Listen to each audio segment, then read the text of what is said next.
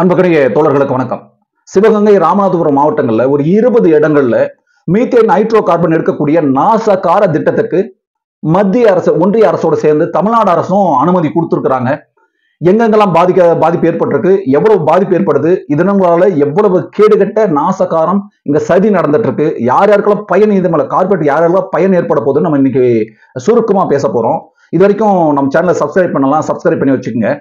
சிவகங்கை, ராமநாதபுரம் மாவட்டங்கள்ல 20 இடங்கள்லைங்க methane hydro carbon எடுக்க ONGC நிறுவனத்துக்கு அனுமதி அளிச்சிருக்கு தமிழ்நாட்டு சுற்றுச்சூழல் தாக்க மதிப்பீட்டு ஆணையம்.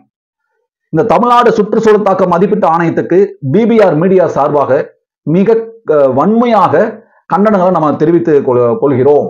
ஏன் அப்படின்னா, எல்லாத்துக்கும் ஒன்றிய அரசு ஒன்று பாசிச பிஜேபி அப்படின்னு சொல்ல வேண்டியது. ஆனா எல்லா திட்டத்துக்கும் மக்களுக்கு தெரியாம அந்த பாசிச பிஜேபி கூட கை கொத்துக்கிறது. எப்படி கை கொத்துக்கிறது? விட்டா ஹார்டின்லாம் விடுவாங்க போல இருக்குங்க. யாருக்காவது இந்த செய்தி தெரியுமா?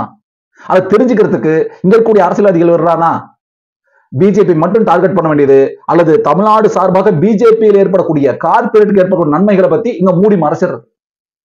ஒன்றிய அரசோட புதிய எண்ணெய் எடுப்பு கொள்கையாகிய ஹெல்ப் அடிப்படையில 3வது சுற்றுச்சூழல் திறந்த வெளி ஏலம் OALP அந்த மூலம் ஓஎன்ஜிசி நிறுவனம் ராமநாதபுரம் மாவட்டத்துல 1,40,341 சதுர கிலோமீட்டர் பகுதியில, அது குறிப்பா தரைப்பகுதியில 1,25,944 ஆழமற்ற கடல் பகுதிகளில் 1,43,097 சதுர கிலோமீட்டர் அளவுல ஹைட்ரோ கார்பன் எடுக்கிறதுக்கு அனுமதி பெற்றிருக்கு. அனுமதி கொடுத்தது யாரு? தமிழ்நாடு அரசு, தமிழ்நாடு சுற்றுச்சூழல் தாக்க மதிப்பீட்டு ஆணையம். இவங்க மறுத்திருந்தாங்கன்னா அப்படி நடக்காது. ஹைட்ரோ கார்பன் எதிர்ப்பு எல்லாம் பேசுவாங்க. ஆனா அனுமதி யார் கொடுக்குறா? தமிழ்நாடு அரசு சுற்றுச்சூழல் மதிப்பீட்டு ஆணையம் கொடுக்குது. இப்போ அந்த பகுதியில 2000 முதல் 3000 மீட்டர் ஆழத்துல 20 சோதனை கிணறுகளை தோண்டுவதற்காக ஓஎன்ஜிசி திட்டமிட்டிருக்கு. இப்படி திட்டமிட்டது தமிழ்நாடு அரசுக்கு தெரியுமா தெரியாதா? தெரியும். மக்கள்கிட்ட என்ன சொல்றாங்க? ஹைட்ரோ கார்பனை நாங்க வரவிட மாட்டோம். ஆனா தமிழ்நாடு சுற்றுச்சூழல் மதிப்பீட்டு ஆணையம் என்ன பண்ணுது? சிவகங்கையிலும் ராமநாதபுரத்திலும் 20 கிணறுகளை அமைப்பதற்கு அனுமதி கொடுக்குது, ஆதரவு கொடுக்குது. வேதாந்தா நிறுவனத்தோட கோரிக்கையை ஏத்துக்கிட்டு சுற்றுச்சூழல் தாக்க மதிப்பீட்டு அறிக்கையில 2020ஆம் ஆண்டு கொண்டு வரப்பட்ட திருத்தத்தின்படி ஹைட்ரோ கார்பன் அந்த ஆய்வு கிணறுகளுக்கு ஒன்றிய அரசோட அனுமதி அவசியம் கிடையாது. சுற்றுச்சூழல் தாக்க மதிப்பீட்டு ஆய்வு மட்டுமே போதுமானது. அந்த மேலாண்மை திட்டம் இருக்கு இல்லையா, பொதுமக்கள் கருத்து கேட்பு அவசியம் இல்லை. இதன் அடிப்படையில மாநில சுற்றுச்சூழல் தாக்க மதிப்பீட்டு ஆணையத்திடம் ஓஎன்ஜிசி நிறுவனத்துக்கு 11/3/2025 அன்னைக்கு சுற்றுச்சூழல் அனுமதியை வழங்கியிருக்கு. என்ன சொல்ல வராங்க? ஒன்றிய அரசோட அனுமதி தேவையில்லை, மக்கள்கிட்ட எந்த வகையான குறை கேட்போம் அவசியம் இல்லை, யாரோட அனுமதி இருந்தா போதும், தமிழ்நாடு சுற்றுச்சூழல் அவங்க அனுமதி கொடுத்தா போதும்பா. அப்ப இந்த தமிழ்நாடு சுற்றுச்சூழல் தாக்க மதிப்பீட்டு ஆணையம்ங்கிறது யார் கட்டுப்பாட்டுல இருக்கு? ஒன்றிய அரசோட கட்டுப்பாட்டுலையா, மாநில அரசாங்க கட்டுப்பாட்டுலையா? அப்போ ஒன்றிய அரசோட அனுமதி தேவையில்லை, மக்களோட கருத்தும் தேவையில்லைன்னும் போது, அப்ப அதோட பிடி தமிழ்நாடு அரசு கிட்ட இருக்கும் பொழுது தாரவாத்தை கொடுத்தது யாரு? அப்ப சிவகங்கை, ராமநாதபுரம் அப்படிங்கிறது ஏதோ மத்திய பிரதேசலையோ குஜராத்லயோ பீகார்ல இருக்கிற மாவட்டங்களா? தமிழ்நாட்டில் இருக்கக்கூடிய கடைகோடி மக்கள் வசிக்கக்கூடிய 2 பகுதி. ஒன்றிய மோடி அரசு, பிராமணிய பாசிச அரசு தமிழ்நாட்டின் இயற்கை வளங்களை கொள்ளையடிப்பதையும் விவசாயத்தை அழிப்பதையும் நோக்கமாக கொண்டுதான் வேதாந்தா கம்பெனியின் ஆணைக்கிணங்க சுற்றுச்சூழல் விதிகளை எல்லாத்தையும் திரித்து வச்சிருக்கிறாங்க. இயற்கை வளங்களையும் விவசாயத்தையும் அழித்தொழிக்கக்கூடிய இது போன்ற பாசிச சட்டங்களை ரத்து செய்வதற்கு நாம போராட வேண்டிய தேவை இருக்கு. கம்யூனிஸ்ட் அமைப்புகளும் அல்லது பொது உடைமை இயக்கங்களும் அமைப்புகளும் தோழர்களும் மட்டுமே குரல் கொடுக்கிறது அப்படிங்கிறது இருக்குல்ல, இதுல மக்களாகிய நான், நீ எல்லாருமே போராட வேண்டிய, குரல் கொடுக்க வேண்டிய தேவை இருக்கு. ஏன் அப்படின்னா, நேரடியாக மத்திய அரசை கை காட்டி விட்டுட்டு நம்ம தப்பிச்சுக்கணும் அப்படிங்கிற எண்ணத்தோட தமிழ்நாடு அரசு இருக்கு.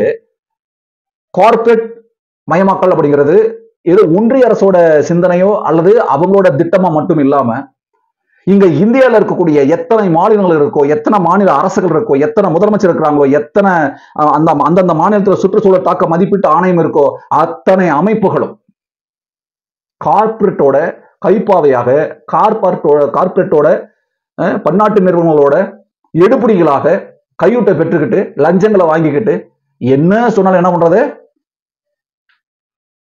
அப்போ இது சம்பந்தமாக சிவகங்கை, ராமநாதபுரம் மாவட்டங்கள்ல எடுக்கப்படக்கூடிய அறிவிச்சிருக்கிறாங்களே, 20 இடங்கள்ல அறிவிச்சிருக்கிறாங்கல்ல, இந்த திட்டத்தை பற்றி மக்கள் கிட்ட நாம தெளிவா பேச வேண்டிய, எடுத்து சொல்ல வேண்டிய தேவை இருக்கு. அரசுக்கும் நாம அழுத்தம் கொடுக்க வேண்டிய தேவை இருக்கு. கருத்தரங்க தளங்களா இருக்கட்டும், போராட்ட களங்களா இருக்கட்டும், அதை அமைச்சு மக்களை பாதுகாக்க வேண்டியது தேவை. சமூக நலன் சார்ந்த, மக்கள் நலன் சார்ந்த இயங்கக்கூடிய அமைப்புகளுக்கும் அரசியல் கட்சிகளுக்கும் இருக்கு. அதனால தமிழ்நாட்டில் மீத்தேன், ஹைட்ரோ கார்பன் எடுக்கக்கூடிய அந்த திட்டங்களை அனுமதிக்க கூடாது. தஞ்சை டெல்டா மாவட்டங்கள்ல ஏற்கனவே செயல்பட்டு வரக்கூடிய மீத்தேன், ஹைட்ரோ கார்பன் திட்டங்களை முழுமையாக ரத்து செய்யணும். நமது மக்கள் பாதுகாப்பா இருப்பதற்கு, நமது மக்கள் இயல்பாக இயற்கையாக வாழ்வதற்கு இந்த மண்ணை தவிர வேற எந்த மண்ணும் நம்ம கிட்ட இல்லை. இந்த மண்ணை கூறு கூறா போட்டு இங்க கனிம வளங்களை கொள்ளையடிக்கிறது, ஹைட்ரோ கார்பன் மீத்தேன் எடுக்கிறேன்னு சொல்றது, கடல்களை கார்பரேட்டுகள் தார்வாத்து கொடுக்கிறது, மலை முகடுகள்லாம் வெட்டி எறிகிறது, நீர் படுகைகளை சேதமாக்குறது, வனங்களை தரைமட்டமாக்குறது, எந்த வகையான இயற்கை சார்ந்த இயற்கையோடு இருக்கக்கூடிய அந்த கட்டுமானங்களையும் இயற்கையோடு இல்லாம அது செயற்கையாக மலைமாற்றம் செஞ்சு மக்கள் வசிக்க முடியாத நிலப்பரப்பாக தமிழ்நாட்டை எப்படியாவது மாத்திரணும் அப்படிங்கிற நோக்கத்தோட ஒன்றிய அரசும் கார்பரேட்டுகளும் கங்கணம் கட்டிட்டு இறங்கி வேலை செஞ்சுட்டு இருக்கிறாங்க. அது கூட மாநில அரசும் கை கொத்துக்கிட்டு வேலை செய்யுது. அப்ப தமிழ்நாடு சுற்றுச்சூழல் தாக்க மதிப்பீட்டு ஆணையம் அப்படிங்கிறது மக்களுக்கானதா அல்ல சுற்றுச்சூழல் பாதுகாக்கிறதுக்கா இல்ல மக்களுக்கு எதிரானதா அப்படிங்கிறத நான் மக்கள் மன்றத்தின் முன்னாடி விட்டுறேன். தொடர்ச்சியாக ஒன்றிய அரசை எதிர்க்கக்கூடிய தமிழ்நாடு சித்தாந்த ரீதியாக அல்லது வேறு ஏதாவது கொள்கை ரீதியாக பேசும்பொழுது மட்டும் ரொம்ப கடுமையாக நடந்துக்கிறதும், இப்படி கார்பரேட்டுகள் அப்படி வந்துட்டாங்கன்னா, பன்னாட்டு நிறுவனங்கள், முதலீடுகள் அல்லது அதானி அம்பானிகள் அப்படின்னு வந்துட்டாங்கன்னா அப்படியே மௌனிகளாக மாறுறதும் நம்ம தொடர்ச்சியா பார்த்துட்டு இருக்கிறோம். இங்க மெரினா விற்கப்படுது. மெரினா இன்னைக்கு தமிழர்கள் கையில் இல்லை, அந்த மண்சார்மா மக்கள் கையில் இல்லை. மீனவர்கள் அகற்றப்படுறாங்க. கடற்கரை பகுதியில் இனி மீனவர்களுக்கு இல்லை. சென்னை நகரத்தில் வாழ்ந்த கருப்பு மக்கள், இன்னும் சொல்ல போனா மண்ணின் மைந்தர்கள் எங்கோ இருக்கக்கூடிய 50 கிலோமீட்டர், 60 கிலோமீட்டர், 100 கிலோமீட்டருக்கு அந்த பக்கம் கொண்டு தள்ளப்படுறாங்க. மீனை பிடிச்சு வாழ்ந்த மனிதர்களை வேறொரு இடத்துக்கு அப்புறப்படுத்தப்படுறாங்க. அவங்க மீன் பிடிக்கிறதை தவிர எந்த தொழிலுமே தெரியாது. அப்போ கடற்கரைகளை, கடல் பகுதிகளை, கடல் படுகைகளை அங்க இருக்கக்கூடிய கனிம வளங்களை எடுப்பதற்காக இவங்க ஆக்கிரமிப்பதோட மூலமாக என்ன நடக்குது அப்படின்னா, அங்க இருக்கக்கூடிய ஏழை எளிய மக்களோட பொருளாதாரம் பாதிக்கப்படுது. அது மட்டும் இல்லாம அந்த மக்களுக்கூட உரிமையாக இருக்கக்கூடிய நிலங்கள் பறிக்கப்படும். சென்னையிலிருந்து ராமநாதபுரம் வரைக்கும் இருக்கக்கூடிய எல்லா கடல்களையும் அக்கு வேற ஆணி வேறா கார்பரேட்டுகளுக்கு ஒன்றிய அரசு தாரவாத்து கொடுத்துருச்சு. அந்த தாரவாத்து கொடுக்கறதுக்கு சிவப்பு கம்பளம் விரிச்சு வரவேற்று கையெழுத்து போட்டு கொடுக்குது தமிழ்நாடு சுற்றுச்சூழல் மதிப்பீட்டு ஆணையம். அப்போ இந்த அரசுகள் மக்களுக்கானதா அல்லது கார்பரேட்டுகளுக்கானதா? தோழர்களே, சிவகங்கை, ராமநாதபுரம் மாவட்டங்கள்ல 20 இடங்கள் எடுக்கக்கூடிய மீத்தேன், ஹைட்ரோ கார்பன் எடுக்கக்கூடிய நாசகார திட்டத்துக்கு நாம எதிராக மட்டும் குரல் கொடுக்கிறது மட்டும் இல்லாம களத்துல நின்று மக்களுக்காக போராடுவது இந்த சமூகத்துக்கும் மக்களுக்கும் மிகப்பெரிய பாதுகாப்பு ஏற்படுத்தும். தொடர்ச்சியாக பேசுவோம்.